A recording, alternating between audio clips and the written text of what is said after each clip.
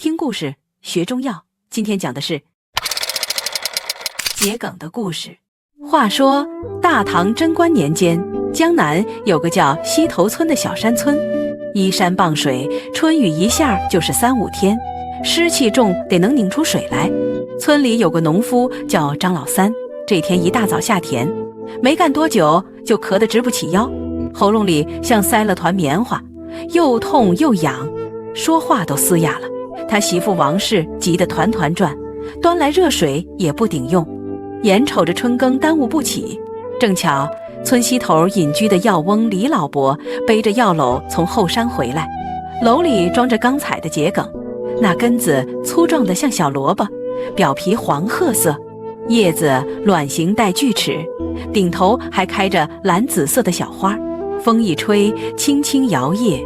李老伯瞧见张老三那难受样，蹲下身看了看他的舌苔，又按了按喉咙两侧，摇头笑道：老三啊，你这可是湿气缠肺，肺气堵住了，嗓子能不遭罪吗？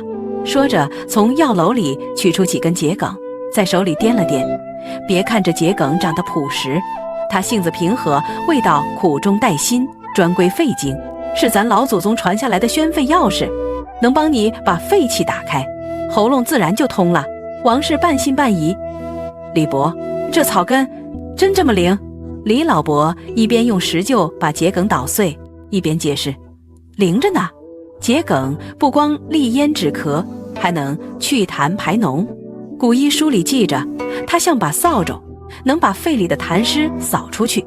你瞧，它根子结实，切片后纹路清晰，煮水喝下去，那股腥味能往上走，把堵住的气道冲开。